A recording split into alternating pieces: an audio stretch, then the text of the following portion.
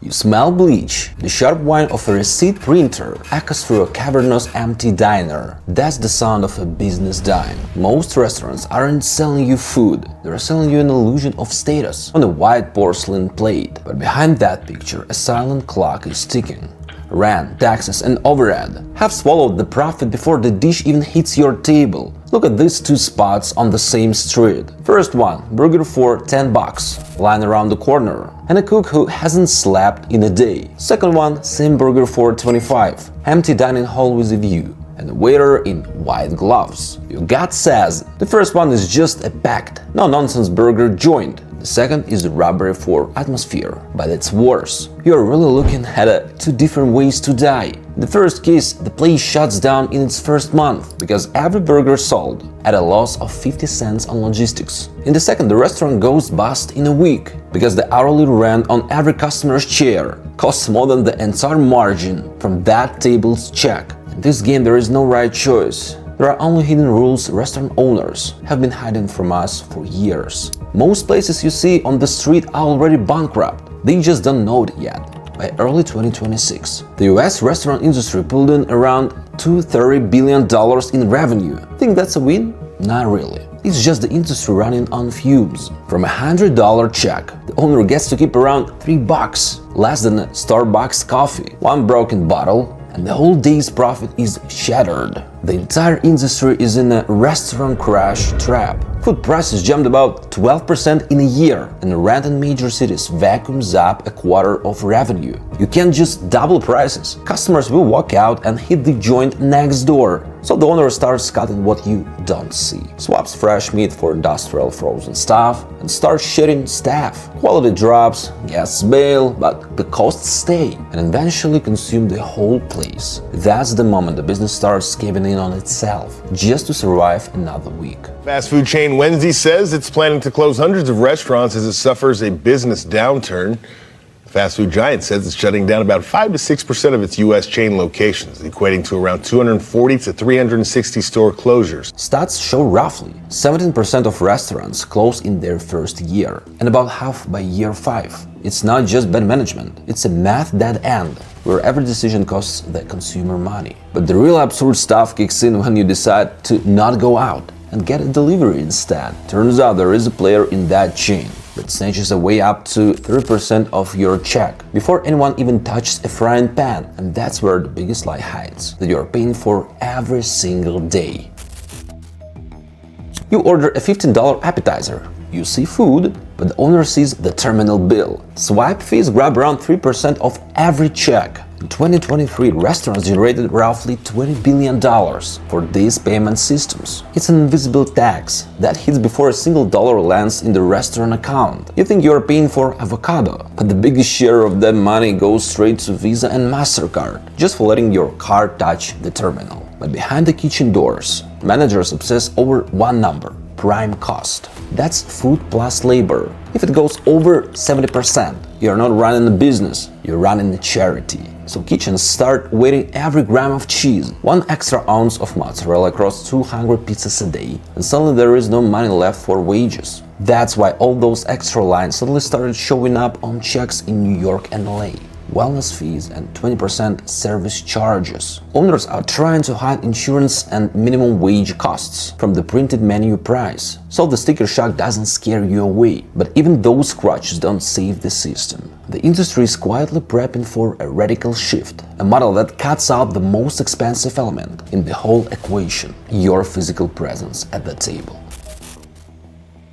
Back in the 90s, owning a restaurant in the US was basically a license to print money, just legal. A 15 to 20% margin was normal, not a miracle. The secret was simple. The federal minimum wage for tipped servers was set at $2.13 in 1991 and didn't move for decades. That let owners dump most labor costs on customers through tips, keep food costs low, and lock in solid profit. The local restaurant owner was the big shot on the block, who could buy a suburban house by serving steaks and margaritas. Then the good times blew up, when DoorDash and Uber Eats kicked the door in. They sold the industry a Trojan horse, endless customer flow in exchange for a cut. University of Chicago study backed this up. Orders that come through delivery apps often bring the restaurant zero or negative profit. The food apps can take up to 30% of the check, which used to be the entire net margin for a small place. Basically, Silicon Valley just expropriated an entire industry's income. They turned kitchens into free production lines, making content for their apps. Then the 2022 inflation broke the industry's back.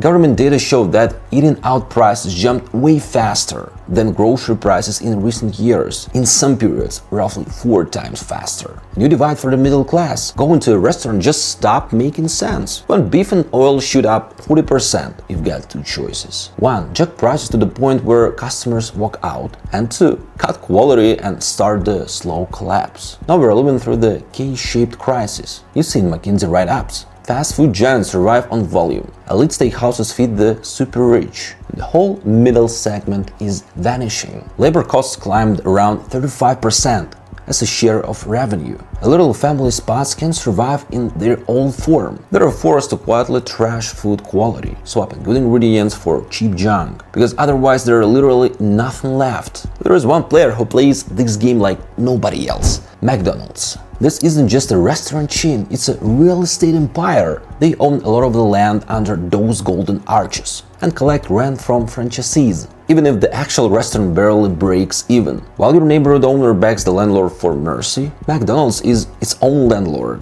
But even that machine seized up, and the Big Mac price became a loud confession. Remember when the internet lost it in 2024 over that $18 Big Mac in Connecticut? Back then it sounded insane. Early 2026, that shock is our reality. In New York and San Francisco, delivery meal combos already go over $22. The average Big Mac price nationwide is hovering close to $6. The world got its final signal. If even a logistic monster like that can keep food cheap anymore, your neighbor with the artisan kitchen has zero chance. None of this is random. These are new game rules written without asking you. And these schemes show up everywhere, not just in food.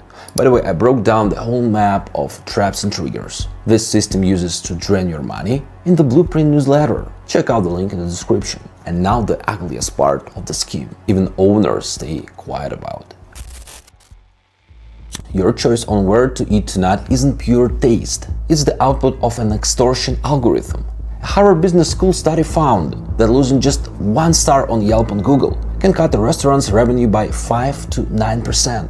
In the US, that turned the industry into a digital battlefield, where the reputation management budget matters more than chef's paycheck. Owners have to buy promo packages to bury bad reviews or boost visibility in search, basically paying a survival tax to tech platforms. So when you see that 4.8 rating, you might not be seeing the best service. You might be seeing a place that just got really good at buying bots and scrubbing reviews. Words like craft, farm, or homemade on the menu don't guarantee anything. There are loopholes you can drive a truck through. In the US, the FDA barely regulates those claims for restaurants, which leaves the door wide open for meat glue, also called transglutaminase. It's an enzyme that lets you glue cheap scraps together into one perfect ribeye. No one would ever spot it as a Frankenstein steak. To keep food costs down, butter gets swapped out for weird plant-based blends. Sauces get loaded with a corn syrup that hits your dopamine and hides the taste of trash ingredients. That's not cooking, that's pharmacology.